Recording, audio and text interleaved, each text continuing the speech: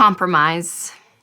What a unifying, beautiful word that is used so much. But listen, when it comes to winning with your money, there are some things you can't compromise. That's right. There are some non-negotiables that you have to put in your life in order for you to win.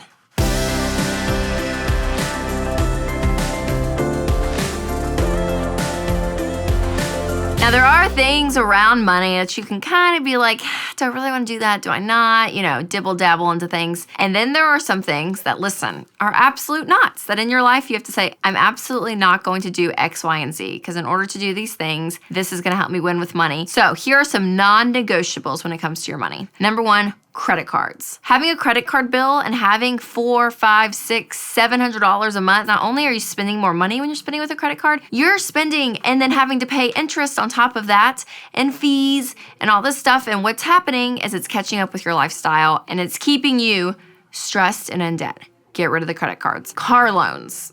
This is one of the fastest ways to lose money. Listen, 60 to 70% of the car's value that you buy brand new goes down in 4 years. You're paying payments and interest on something that's going down in value financially. Any financial person could look at those calculations and say that doesn't make a lot of sense. So listen, what's gonna keep you in debt are car loans. So get out of them, pay for cars that you can afford. Also, life insurance. You have to have life insurance. Some of the saddest stories that I hear, honestly, are people that their spouse passes away and they don't have life insurance, and then the living spouse has to go and figure out life with a family and kids and a job and bills, and the stress of not only losing a spouse, but also their current financial situation is detrimental. I mean, it's horrible. And so life insurance can be so inexpensive. Get term life, so easy, so inexpensive, and get life insurance. Another non-negotiable is that your emergency fund is not an investment. By this, what I mean is when you save up 3 to 6 months of expenses for your emergency fund, you want to be able to get to that. That's why it's an emergency fund. So when something happens, you can get to it quickly. So having it just in a savings account or a money market account, but some of you math people out there are spasming and freaking out because you're like, oh my gosh, there's so much money just sitting there earning like 1 or 2% interest of that. Like I could be putting it somewhere. I could be earning lots of money. Listen, that's not the point. No. Your emergency fund is like insurance. It's not an investment. So don't put it somewhere that's going to be very difficult to take out. Make sure your emergency fund is liquid, meaning you can get it quickly. Another non-negotiable is don't borrow from your 401k. Big problem here. So many people do this.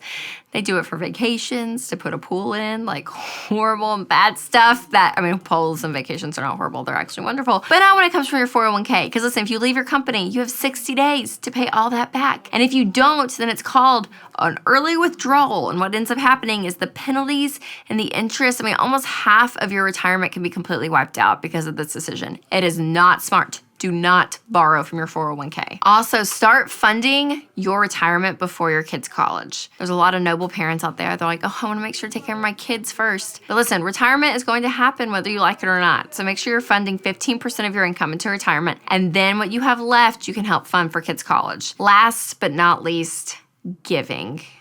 Giving is a topic that a lot of people don't talk about, but it has to be part of your plan no matter where you are. In my book, Love Your Life, Not Theirs, I talk about giving a little until you can give a lot. But no matter where you guys are, be giving. Because not only does giving change the person or the place you're giving to, it changes you and who you are. When you start to live with this open hand mentality, the joy and the perspective that you have on life changes so drastically in such an amazing way. So I don't want you to miss out on that. So make giving part of your financial life no matter where you are. I said giving was the last non-negotiable.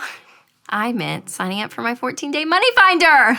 That's right. It should be a non-negotiable in your life. No, for real. If you haven't done this challenge, you need to sign up. You can click the link below. And this is 14 days where I give you a task to complete. And on average, people are finding close to $2,000 when they're doing this. So it's pretty awesome. So make sure to check that out. Hey guys, thanks so much for watching this video. Make sure to sign up for my newsletter for the 14-day money finder and subscribe to my channel.